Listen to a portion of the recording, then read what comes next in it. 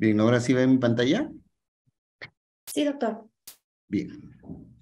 Ese es el tema que me han encomendado hoy en este tercer Congreso Internacional Paciente Crítico en Emergencia, es abordaje de la sepsis en los servicios de emergencia, y eso es lo que vamos a conversar el día de hoy en estos 35 minutos que nos quedan.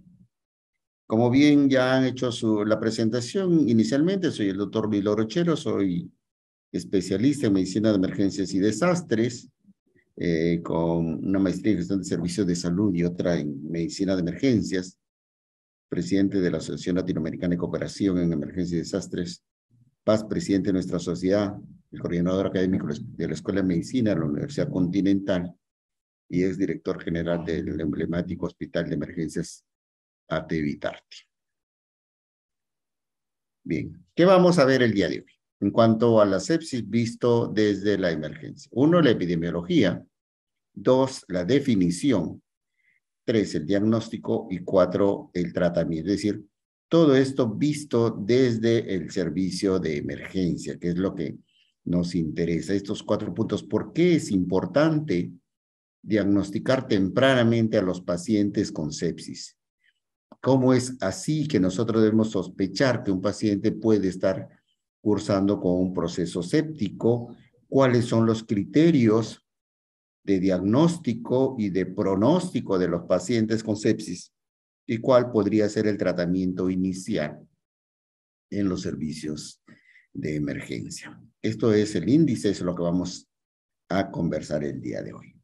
Entonces, ¿por qué es importante estudiar sepsis? ¿Por qué es que cada vez salen y salen artículos, revisiones, consensos, programas respecto al manejo de sepsis en los servicios de emergencia? Esta es la realidad.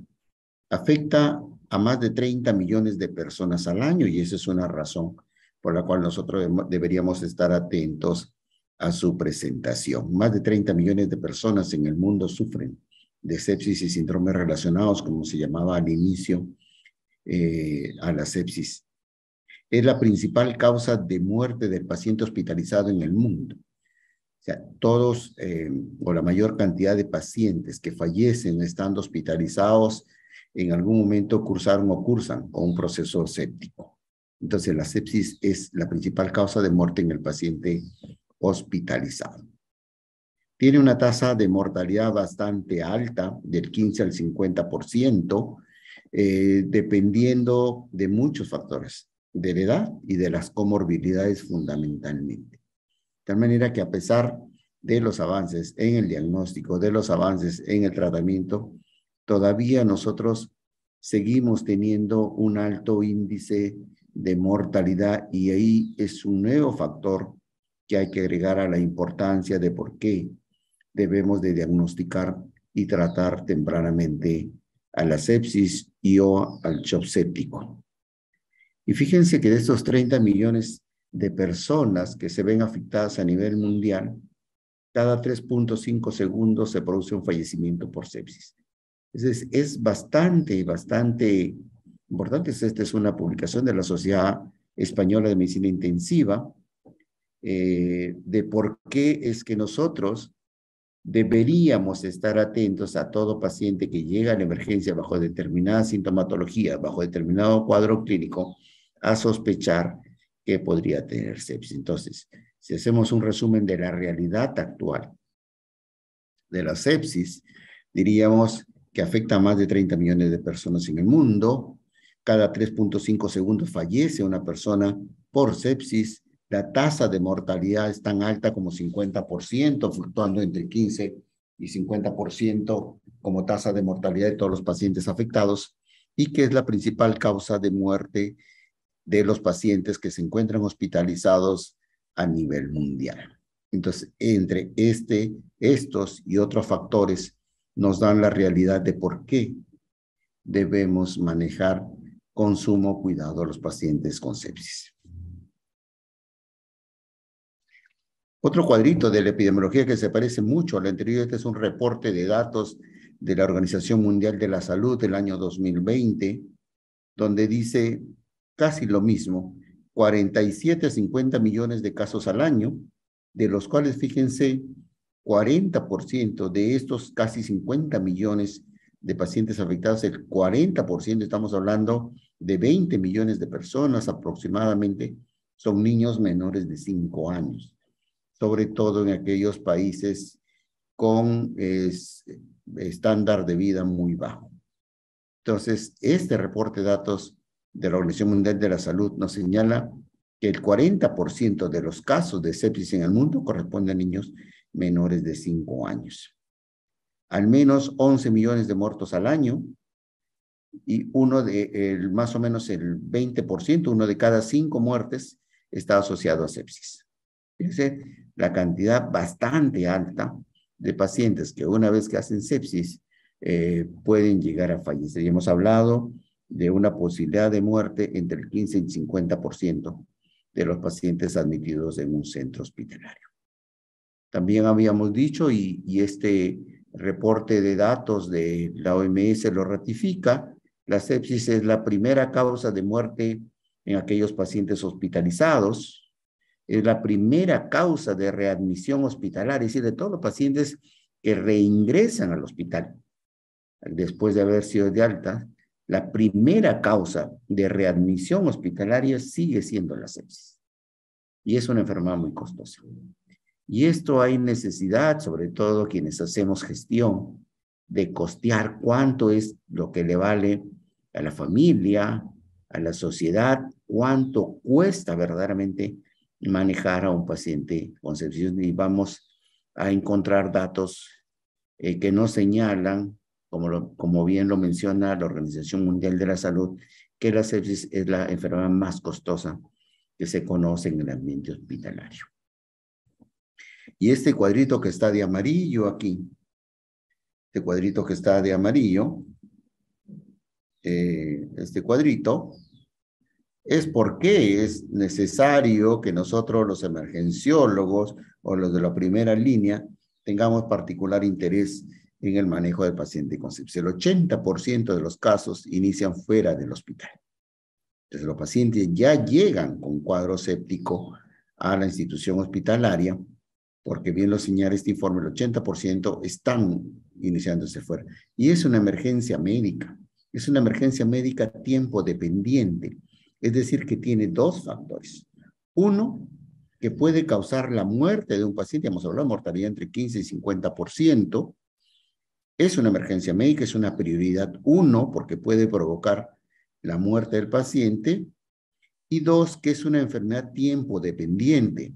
Es decir, que mientras más nos demoremos en hacer el diagnóstico, en sospechar el diagnóstico e iniciar el tratamiento, peor pronóstico va a tener. Entonces, aquí es necesario señalar que es una enfermedad, que es una emergencia médica, y 2, que es tiempo dependiente. Sin embargo, fíjense lo que está aquí en el cuadro azul. Hasta el 50% de los pacientes que sobreviven a la sepsis, teniendo en cuenta que tenemos una tasa de mortalidad entre 15 y 50%, hasta el 50% de esos que logran sobrellevar la sepsis, el 50% sobreviven con secuelas físicas y o mentales a largo plazo. Es decir, si recordamos la definición de emergencia médica, aquella que dice que una emergencia es aquella situación súbita e inesperada que pone en peligro la vida de una persona o que puede dejarle secuelas invalidantes, pues la sepsis cumple ambos criterios. 11 millones de muertes al año y el 50% queda con secuelas severas. Secuelas físicas, secuelas mentales. Por lo tanto, una vez más, resaltar la necesidad que los urgenciólogos o los emergenciólogos podamos manejar de manera adecuada todos los pacientes que ingresan a la emergencia con cuadro séptico. Esta es una introducción. Y esto tiene 4 pasos, perdón. Prevención, diagnóstico, tratamiento y pronóstico. De estos 4 pasos es que nosotros nos debemos de valer en el hospital. Es decir, que no solamente debemos esperar al paciente en el hospital, empezar en el diagnóstico, no, empecemos acá, porque nosotros vemos todo tipo de pacientes. En prevención, ¿qué es lo que vamos a hacer en prevención? Manejo adecuado de patologías preexistentes. ¿Cuáles son las patologías preexistentes que pueden llevar a un paciente a sepsis? Diabetes mellitus, cáncer, EPO y otras patologías. Entonces, como medidas de prevención, aquellos pacientes que tienen diabetes, presentan cáncer o tienen una enfermedad pulmonar obstructiva crónica, hay que educarlos a ellos y a su familia a que determinen, busquen y reporten alguna sintomatología que puede inducir al médico a pensar que ese paciente puede estar empezando un proceso séptico. Cuando llega la emergencia, ya es responsabilidad nuestra hacer el diagnóstico, pero el diagnóstico es precoz, porque el tratamiento debe ser precoz. Entonces, en cuanto al diagnóstico precoz, nosotros en emergencia dependemos de un alto índice de sospecha, es decir, que no hay hasta el momento criterio o examen de laboratorio que nos diga esto es una sepsis. La sepsis sigue siendo un cuadro con un alto índice de sospecha, donde hay determinada sintomatología que vamos a ver más adelante. El inicio temprano de la terapia tiene relación directa con el pronóstico, pero para nosotros iniciar tratamiento debemos haber hecho el cuadro previo también rápido. El diagnóstico o presunción diagnóstica tiene que ser precoz para que empecemos el tratamiento de manera también temprana. Y recordemos entonces que para hablar de pronóstico debemos recordar que la sepsis es una enfermedad tiempo dependiente, es decir, que mientras más nos demoramos en hacer el diagnóstico e iniciar el tratamiento, más posibilidad que el paciente se muera o más posibilidad que el paciente quede con secuelas. Por lo tanto, el pronóstico va a depender fundamentalmente del tiempo en el cual nosotros hagamos el diagnóstico y el tratamiento. Y debe haber un sistema. Hemos hablado mucho del sistema articulado en salud. Bueno, pues la sepsis es un buen ejemplo, es uno de los mejores ejemplos de cómo debemos articular el prehospitalario con el hospitalario. ¿Qué debemos hacer en el prehospitalario? Educación a la comunidad. Hemos hablado de las enfermedades previas, de las comorbilidades como la diabetes, el cáncer y el EPOC. Hay que educar a la comunidad, hay que tener una central de acceso único que nos permita llamar a una ambulancia, un protocolo de triaje prehospitalario para saber diferenciar qué pacientes deben ir al primer nivel, qué pacientes pueden ir al segundo nivel y qué pacientes deben ir al tercer nivel de atención. Debemos de contar con unidades equipadas para el transporte del paciente críticamente enfermo y debería haber una transferencia adecuada. Seguramente si esto fuese una mesa redonda, pasaríamos horas de horas discutiendo sobre las debilidades que aún tiene nuestro sistema de salud para la referencia y contrarreferencia de pacientes.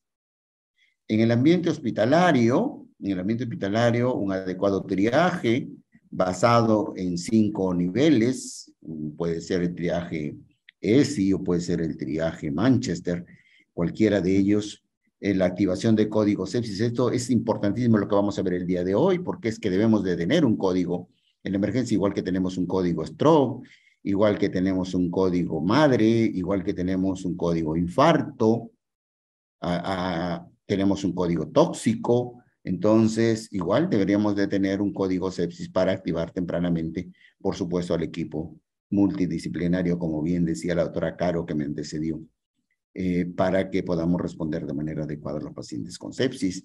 En un equipo multidisciplinario, todos debemos participar, médicos, emergenciólogos, intensivistas, cirujanos, radiología, laboratorio, todos en un solo equipo, sabiendo qué debemos hacer cada uno de nosotros para beneficiar a nuestro paciente y, por supuesto, conocer ya el famoso paquete de la hora 1. Es importante recordar esto. Es importante recordar esto, que la emergencia es una enfermedad tiempo dependiente, y ya hemos comentado por qué, que es un proceso de alta mortalidad y que requiere un manejo multidisciplinario. El retraso en el diagnóstico y inicio del tratamiento influye directamente en el pronóstico, ¿sí? Y tiene una alta tasa de mortalidad.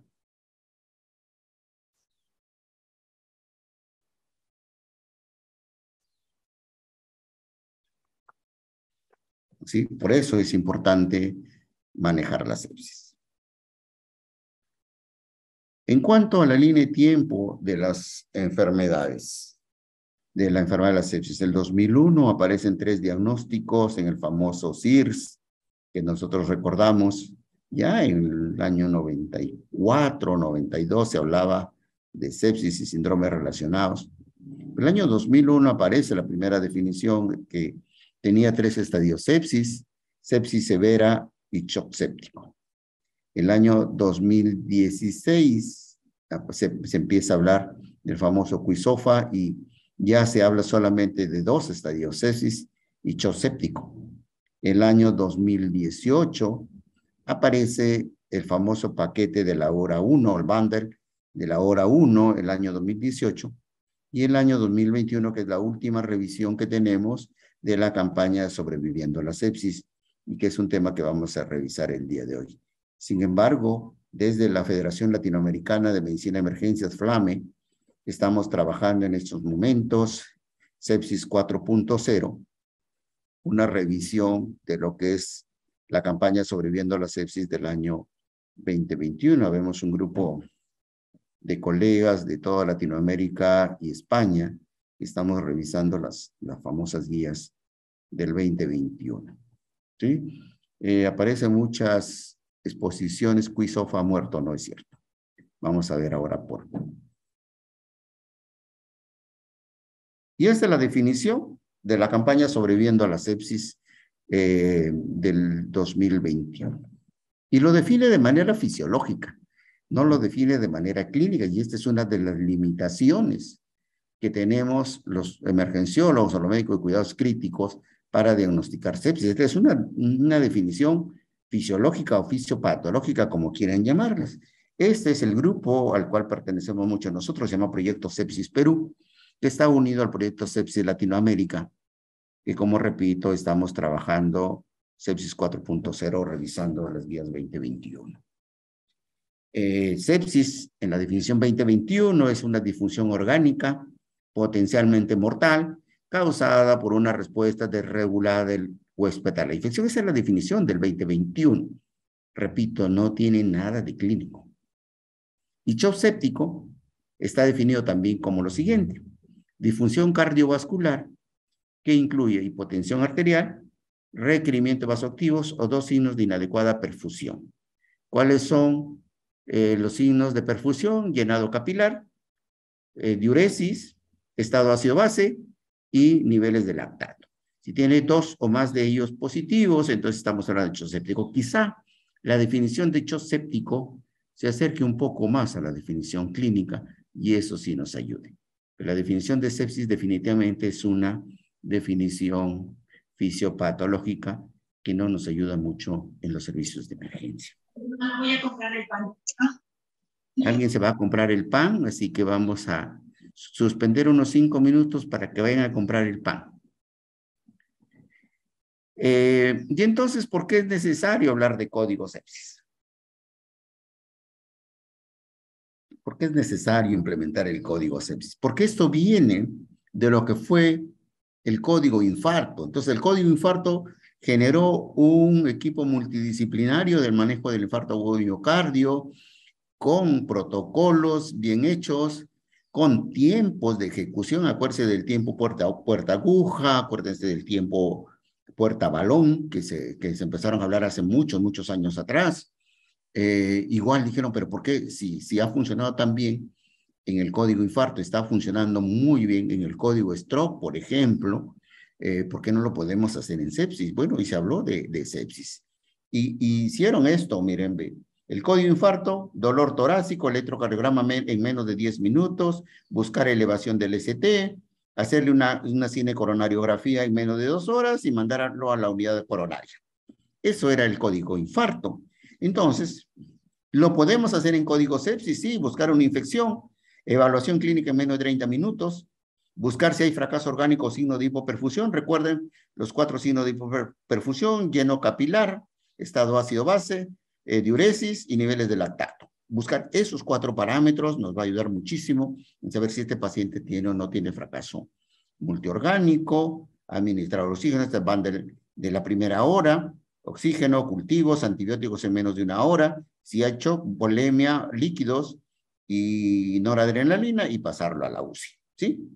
Y estos son los puntos, fíjese, sospecha, hay que sospechar, paciente con código infarto, la sospecha es dolor torácico, acá sospechamos que hay infección.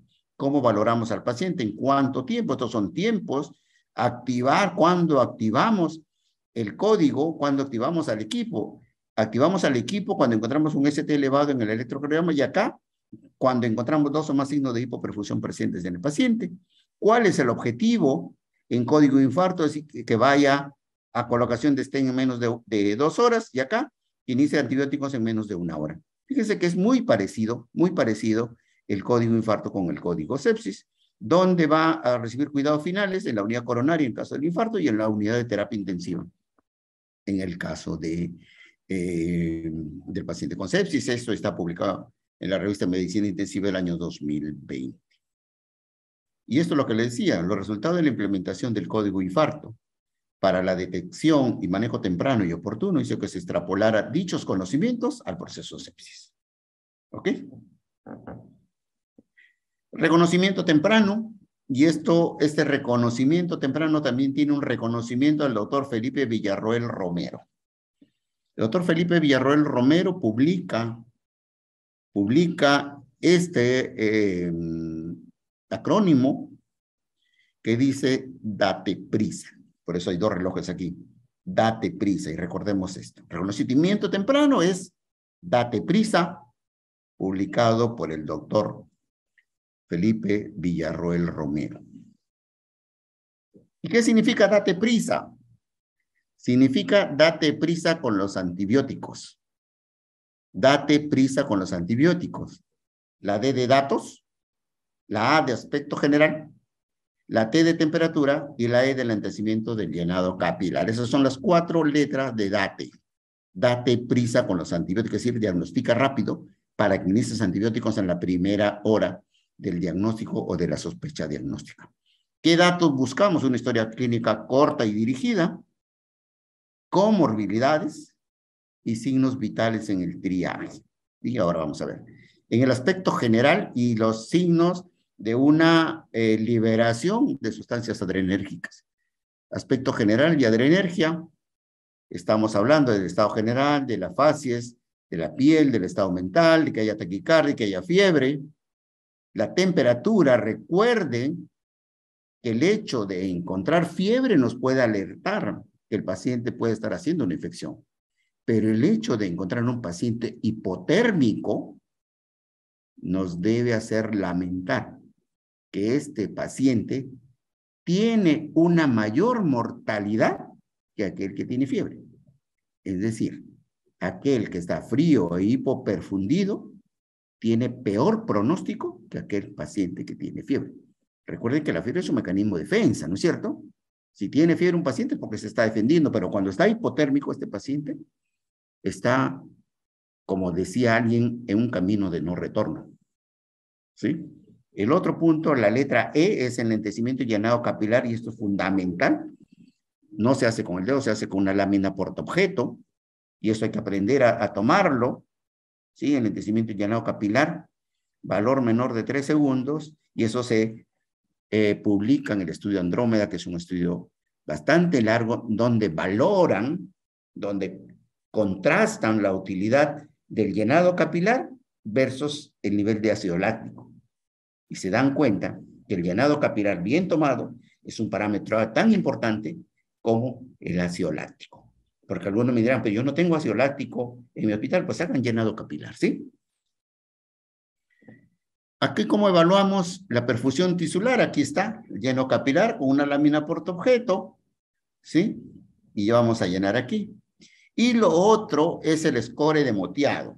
El score de moteado. Fíjense, se hace a nivel de la rodilla y vamos viendo dónde tiene la zona de hipoperfusión, y dependiendo de la zona de hipoperfusión vamos a poner nivel 1, si está solamente en el centro de la rótula, 2 si es más grande, ¿no es cierto? Si el tamaño es de si no tiene moteado, es 0. Si tiene el tamaño de una moneda, ¿no es cierto? Es solamente la rodilla, es 1, y así vamos viendo, hasta si tienen el muslo y en la pierna será nivel 4, Y este nivel de moteado, que es fundamental para evaluar la perfusión tisular, fíjense, lleno capilar y score de moteado como signos de evaluación de hipoperfusión tisular. Fundamental, y aprendamos, por favor, a hacer llenado capilar al mismo tiempo que aprendemos a hacer ecografía a la cabecera del paciente. Este es otro parámetro que muchas veces no lo utilizamos y se llama índice de shock. Fíjense que estoy hablando de emergencia. Estoy hablando de un hospital de emergencia. No estoy hablando del hospital Casimiro Ulloa, que tenemos todo. Probablemente que viene el paciente, viene el de laboratorio y te hace un lactato. ¿No es cierto? Estoy hablando de el común de los hospitales o de las unidades críticas. Y este índice de shock no debemos olvidarlo. Hay dos índices de shock. El índice de shock diastólico y el índice de shock sistólico. ¿No es cierto? Cualquiera de ellos puede ser utilizado. En el diastólico, un valor menor de 2, y en el sistólico, un valor menor de 1. Sobre todo, y es tan fácil sin dividir, si la frecuencia cardíaca es mayor que la tensión arterial sistólica, pues este paciente tiene un índice de shock sistólico menor de 1, ¿sí? ¿Ok? Y esto traduce hipoperfusión. Hipoperfusión sobre todo a nivel de órganos nobles. ¿Cuáles son los órganos nobles? Cerebro, riñón y corazón. Entonces era la parte de DATE, ¿no es cierto? DATE, ¿sí? DATE. Datos generales o historia clínica, aspecto del paciente, temperatura y lleno capilar. DATE. Ahora, la otra parte. Recuerden, el otro Hernández hace un acrónimo de DATE-PRISA. DATE-PRISA con los antibióticos. La P de poblaciones especiales, adultos mayores, diabetes, embarazo, postquirúrgicos, inmunosuprimidos, resistencia antibiótica. Los pacientes recuerden que es la primera causa de readmisión en los hospitales, por lo tanto, de repente ya tiene un determinado nivel de resistencia antibiótica. Portador de catéteres intravasculares, por ejemplo, catéter venoso central, catéter de diálisis, marcapaso, prótesis vascular. Signos de inestabilidad. ¿Qué signos de inestabilidad puede traer el paciente al momento de ingresar al paciente? Show, necesidad de vasopresores y el volumen urinario o la anuria. ¿Es cierto? Anuria o liguria, aquel paciente que está en oligoanuria, menos de 500 cc en 24 horas, es peor pronóstico, ¿sí? Entonces no se olviden del DATE-PRISA. Entonces, cuando tú encuentras ese DATE-PRISA positivo, entonces activas el código sepsis.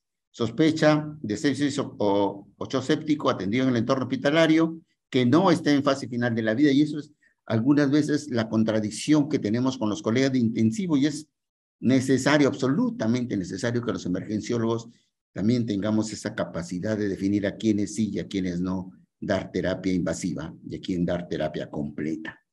Porque muchas veces reanimamos pacientes que de repente están en la fase final de su vida y después peleamos con nuestros colegas de cuidados intensivos porque no se lo quieren llevar a su servicio. Entonces hay que afinar nuestros conocimientos y hay que afinar nuestra práctica respecto a esta famosa etapa final de la vida, y si no hay limitaciones para el soporte vital avanzado.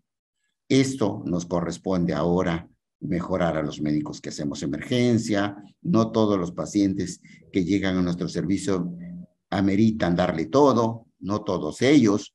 Entonces, para no estar después con los pacientes acumulados en la unidad de shock trauma, porque según los colegas de intensivos, no son prioridad 1 para subir a su servicio. ¿Qué trajo entonces la campaña Sobreviviendo a la Sepsis 2021? 1, es una guía, no un protocolo. Es una guía, es decir, te dice qué puedes hacer, no te dice qué debes hacer, qué puedes hacer. Y esto es importante porque la misma guía 2021 dice, es una guía, no es un protocolo. No reemplaza la toma de decisiones. Y esto es lo que a nosotros, los urgenciólogos, nos diferencia del resto. ¿No es cierto? Tomamos decisiones, equivocadas o no, pero tomamos decisiones. El maestro Peter Rosen, maestro de la medicina de emergencias, decía, lo peor que puede cometer un médico de emergencia es no tomar decisiones. Entonces, nosotros los emergenciólogos tomamos decisiones, y esto es lo que dice la guía 2021. No reemplaza la toma de decisiones, es una actualización, no es una introducción, o sea, no te habla de fisiología, fisiopatología, de sustancias inmunomoduladoras, no. te dice lo que tienes que hacer, lo que deberías hacer o lo que puedes hacer. No es una introducción a la sepsis, no es una introducción a la fisiología de la sepsis. El 90% es parecido a las guías de sobreviviendo a la sepsis 2018. O sea, no ha habido mucho cambio. ¿Ok? Esto ha sido publicado en Critical Care Medicine el año 2021 y es observado fundamentalmente por la Sociedad Americana de Enfermedades Infecciosas. Es lo primero que pone grito en el cielo, es IPSA, la Sociedad Americana de Enfermedades Infecciosas, y dice, existe una alta frecuencia en los que la sospecha inicial de sepsis no se confirma con posterioridad, incluso en pacientes que ingresan a la UCI con diagnósticos exosépticos. Eso significa que la tasa de errores en la emergencia puede ser bastante alto. Sin embargo, en aquellos que acertamos el diagnóstico, el pronóstico de vida sigue siendo mucho mejor. Así que sigamos haciéndolo. 1. Tamizaje. Se recomienda un protocolo, el código sepsis, el aplicativo sepsis 3.0. Recuerden que estamos haciendo el 4.0. Código sepsis, el aplicativo 3.0. Se recomienda contar con un protocolo para manejo de la sepsis que incluya pacientes con enfermedades agudas y de alto riesgo y procedimiento estándar. Hacer un programa de mejora, ¿sí? Un programa de mejora continua, ¿sí? Actuar, planear, hacer y verificar. Actuar, este es el proceso de mejora continua, actuar, planear, hacer y verificar. Educación, detección, medición de resultados y oportunidades identificadas. Una vez que nosotros tengamos nuestro protocolo sepsis, hay que hacerle cada vez que lo evaluemos un proceso de mejora. Con eso vamos a ir también, valga la redundancia, mejorando el pronóstico de nuestros pacientes. Este es un programa de mejora, por ejemplo, ¿sí? En donde se evidencia que hay una reducción importantísima en la mortalidad cuando uno aplica un protocolo sepsis. ¿Okay? La recomendación 2 de la campaña Sobreviviendo a la Sepsis es donde nosotros dejamos en claro que el QI-SOFA no ha muerto, porque cuando aparece el 2021 de la SSC, todo el mundo habla de que había dejado de usarse el QI-SOFA y no es cierto. ¿Qué dice la recomendación 2 del protocolo 2021? Dice, no se recomienda el uso aislado del QI-SOFA como herramienta de detección sepsis y séptico. No dice que se elimine QI-SOFA. Dice, no lo puedes valorar solo, debes valorarlo con otros parámetros. Eso es lo que dicen las guías 2021. Sí. Acá tenemos otros parámetros. ¿Cuáles son esos otros parámetros? Recuerda acá, no se recomienda solo QI-SOFA. Muy bien, ¿qué podemos usar? Podemos usar SIRS, podemos usar SOFA, podemos usar NUPS, podemos usar MUPS u otros parámetros. O sea, solo el QI-SOFA, es cierto, no vale o no vale mucho. Pero unidos a otros, sí. ¿No es cierto? Sí. Entonces, sin embargo, la presencia de QI-SOFA positiva, sin embargo, la presencia de QI-SOFA positivo, que significa dos parámetros positivos de los 3 que tiene el QI-SOFA, debe alertar al médico a sospechar que el paciente puede estar cursando con una sepsis. Aquí tenemos varios estudios. El diagnóstico. El diagnóstico está en la recomendación 3 y en la recomendación 11. ¿Qué dice la recomendación 3? Para adultos con sospecha de sepsis se recomienda medir nivel de lactato sérico. Esto es importante, esto es lo que dicen las guías 2021. Luego el estudio Andrómeda dice, no solamente el lactato sérico, también el tiempo llenado capilar medido con una lámina portaobjetos, también es tan importante como el lactato si no lo tienes en la emergencia. Ahora, si tienes lactato, mide el lactato. Y en la recomendación 11 dice que ante un paciente con sospecha de sepsis, uno tiene que estar reevaluando constantemente, ofreciendo diagnósticos alternativos, y no nos planteemos, es una sepsis porque yo lo digo. No, hay que estar reevaluando constantemente al paciente, a sus análisis de laboratorio, estar planteando diagnósticos alternativos y evaluando la necesidad de continuar o suspender los antibióticos. El lactato sérico, hay que tener en cuenta todo esto. En cuanto al lactato sérico, se produce, ¿por qué se produce? Por hipoxia, ¿no es cierto? Por la conversión del ciclo de Krebs en un ciclo anaeróbico que convierte la el metabolismo de la glucosa en ácido láctico, ¿sí? Pero hay otras patologías en las cuales se puede elevar el ácido lactato sin necesidad de estar en sepsis. Por ejemplo, la disfunción hepática, el uso de beta-adrenérgicos puede elevar el nivel de lactato, el déficit de piruvato deshidrogenasa. Entonces, ¿es importante el nivel de lactato sérico? Sí, pero es más importante la variación. Por eso que tenemos que estar tomando cada determinado tiempo lactato sérico, ¿ok? En cuanto al tratamiento, aquí están los bundles conocidos, y esto fue un motivo de discusión en el 32º Congreso de Medicina de Emergencia en México el año pasado, en Guadalajara, con los colegas de intensivos, hablábamos sobre la utilidad de las guías 2021, de la campaña sobreviviente de la sepsis 2021, y este punto que seguramente lo vamos a discutir con ustedes. Evaluación, inicio de antibióticos, menos de 1 hora, máximo 3. ¿Sí? Estos son los objetivos. Evaluación, inicio de antibióticos, menos de 1 hora. Control del foco, si es que hubiese un foco infeccioso, menos de 6 a 12 horas, y esto es responsabilidad del cirujano. Y 3, traslado a cuidados intensivos, menos de 6 horas. Y aquí es donde nos transamos en una discusión tremenda, porque ustedes saben que muy pocas veces, si no ninguna, el paciente va a la UCI en menos de 6 horas, pero la guía sobreviviendo a la sepsis dice 6 horas. Entonces, acá, control de la infección y reanimación si el paciente está si está en sepsis, control de la infección. Si está hecho séptico, control de la infección, más reanimación. ¿Qué cosa? Antibióticos, bajo estos parámetros. ¿Cuándo? ¿Cuál? ¿Cuánto? ¿Cómo? ¿Y hasta cuándo? Fíjense los puntos que tenemos que tener en cuenta cuando hablamos de antibióticos. No es pipetazo, no es. ¿Cuándo? ¿Cuál? ¿Cuánto? ¿Cómo? ¿Y hasta cuándo? Control de foco, evaluación por cirugía. El cirujano tiene que estar presente en la evaluación de un paciente con sepsis.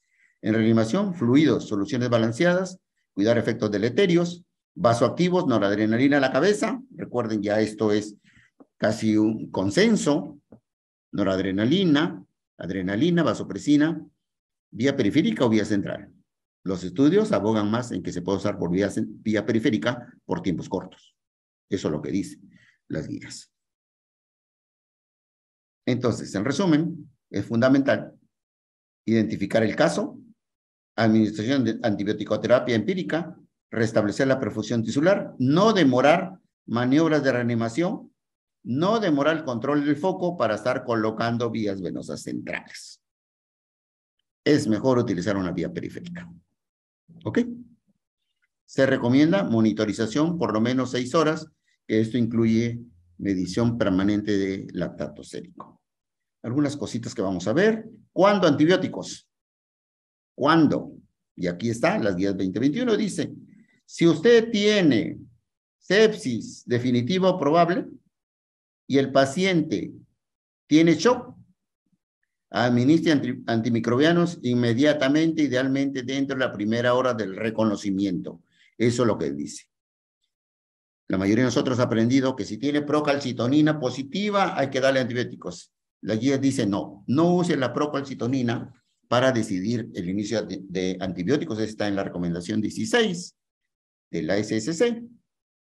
Control de infección, aquí están. ¿Cuál antibiótico? ¿Cuál antibiótico? Si el proceso es una neumonía, un proceso respiratorio, ampicilina sulbactam más claritromicina. Si es abdominal, ampicilina sulbactam más metronidazol. Si el foco es urinario, ampicilina sulbactam. Si no contamos con foco objetivo, ya pues hagan lo que ustedes hacen todos los días. Piperacilina, tazobactam, más vancomicina. Si hay riesgo de estafilococo aureus metilcilino resistente, añada vancomicina. Y si hay riesgo de pseudomona, añada un antibiótico que cubra pseudomonas. ¿Cómo ponerlos? ¿Bolos o infusiones? ¿Es cierto? Se sugiere infusión continua después de administrar el bolo inicial de betalactámicos, recomendación 25. Y recuerden, manejen sus pacientes de acuerdo a la farmacocinética y farmacodinámica específica. Recuerden que la mayoría de antibióticos no funcionan si el paciente está en acidosis. ¿No es cierto? Hay que manejar todo el paciente en su totalidad. ¿No es cierto? No podemos estar indicando antibióticos y decir no responde, ese paciente sigue en estado de acidosis. ¿No es cierto? O si está hipoperfundido. Muy bien. Control de la infección. Control de la infección. Cuando se conozca el germen y su sensibilidad, se debe suspender o rotar el antibiótico. Muy bien. Hoy día le iniciamos ampicilina sulbactam al paciente, más claritromicina a un paciente con una sepsis por neumonía. Ampicilina sulbactam, vancomicina. Mañana o pasado nos sale el cultivo positivo y dice, ¿sabes qué? Es resistente a la ampicilina sulbactam, tienes que cambiarlo a cefuroxina. Tienes que cambiarlo.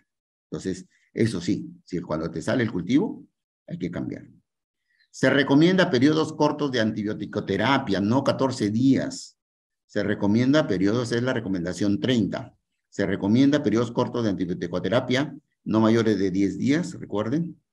Y recuerdan que les dije que la procalcitonina no sirve para iniciar tratamiento antibiótico, recuérdenlo, pero sí sirve como un parámetro para suspender los antibióticos. Si la procalcitonina va en descenso, eso significa que el paciente está mejorando. Entonces, hay que evaluar la posibilidad de retirar antibióticos. Control del foco, esto debe ir de inmediato, retirar dispositivos de acceso intravascular que pueden sospecharse que están infectados, hay que retirarlos de manera inmediata. Si nosotros hemos ubicado el foco, hay que llamar al cirujano para que debride o elimine el foco infeccioso. Esas son recomendaciones 27 y 28. Reanimación con fluidos. ¿Con qué parámetros? ¿Con qué parámetros? Es recomendación 1, 2 y 3. ¿Con qué parámetros? Tiempo llenado capilar, recuerden, lactato sérico y elevación pasiva de piernas. ¿Para qué la elevación pasiva de piernas? Para valorar si el paciente va a responder o no a fluidos. Inicie fluidos de inmediato, 30 cc por kilogramo. Este es otro motivo de controversia y de discusión. Eso lo estamos viendo también allí en CESIS 4.0 para ver cuál es la dosis ideal. ¿Qué fluidos? Soluciones balanceadas, definitivamente, ya la evidencia va en ese sentido, soluciones balanceadas, no más cloruro de sodio. Use cristaloides balanceados, aquí están, 32, 33, 34, 35, 36 y 45. Use cristaloides balanceados, se recomienda usar albúmina si usted utilizó cristaloides en gran cantidad. No se recomienda el uso de gelatinas ni almidones, ya no está recomendado esto. No existe evidencia en la famosa terapia restrictiva de fluidos y use cristaloides como fluidos de primera línea de reanimación. Vasoactivos o inotrópicos, definitivamente la adrenalina es la droga de primera elección, se puede usar por vía periférica, por supuesto que sí. Si no responde a la adrenalina con adecuado uso de volúmenes de fluidos, inicie vasopresina, utilice vasopresina. No está recomendado el levosimendan, en este caso, de sepsis. Aquí están los números de recomendaciones, 37, 38, 39, 40, 41 y 42, para lo que hemos leído las guías de sobreviviendo a la sepsis. Y esto es lo que quería hablarles, creo que me pasa un poquito de tiempo, respecto a sepsis y síndromes relacionados. Este es el famoso gato de que algunos de mis ex residentes hablan. Este es el famoso gato que hace medicina de emergencias. Muchas gracias. Preguntas.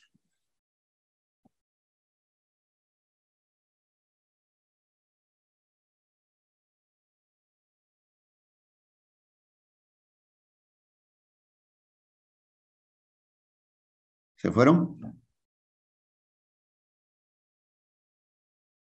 Hola, despierten.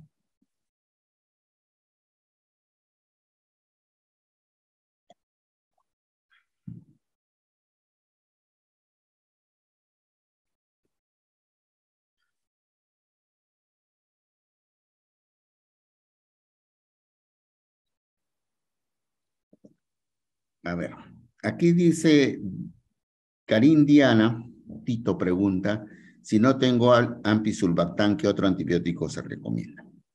La antibioticoterapia empírica depende de la sospecha del foco de la infección, ¿sí? ¿Ok? Depende. Respiratorio, gram positivos, del diafragma para arriba, gram positivos, diafragma para abajo, anaerobios. Eso es casi una característica fundamental. Entonces, depende del nivel del foco sospechado. 2, depende de la frecuencia de gérmenes en la institución donde laboran. Y 3, depende de la sensibilidad de los estudios que tienen. Por eso es que es importantísimo realizar estudios en los hospitales donde nosotros trabajamos. Algunos de los residentes o de los internos puede ir y revisar todos los cultivos y decir, se hicieron 2,000 cultivos en el Hospital Casimiro Ulloa durante los años 2022, 2023, de los cuales tantos fueron positivos, tantos fueron negativos. De estos fueron gram positivos tanto, gram negativos tanto, tan aerobios. La sensibilidad fue esta y fue esta, porque eso nos permite a nosotros, quienes hacemos manejo de paciente crítico, para saber qué antibiótico vamos a usar. Entonces, recuerden, del diafragma para arriba, gram positivos, del diafragma para abajo, anaerobios. En quemados, en pacientes diabéticos, es otro tipo, piensen en Pseudomonas, por ejemplo. Entonces, cada uno de ellos tiene antibióticos específicos, ¿sí? Las dosis de norepinefrina va a depender de qué cosa queremos lograr. Y recuerden que las dosis de los medicamentos vasoactivos o inotrópicos en medicina clínica se da en microgramos por kilogramo minuto, ¿sí? Esa es la dosis. No, le estamos, ponte 4 ampollas de noradrenalina en 100 y le empiezas a 10 cc por hora. Es lo que la mayoría de nosotros saben. ¿Y cuánto de dosis le estás dando? Ah, no sé, doctor. Bájale a 5, bájale a 3. Y esa medicina ya no está haciendo nada y ustedes siguen pensando que por eso subió la presión. Repito, la dosis de norepinefrina o de cualquier vasoactivo o inotrópico se mide en microgramos por kilo minuto. Recuerden que tanto la norepinefrina como la epinefrina tiene efecto beta y tiene efecto alfa, dependiendo de la dosis, ¿no es cierto? Entonces, todos estos fármacos hay que manejarlo como dosis dependiente, ¿sí? Bien.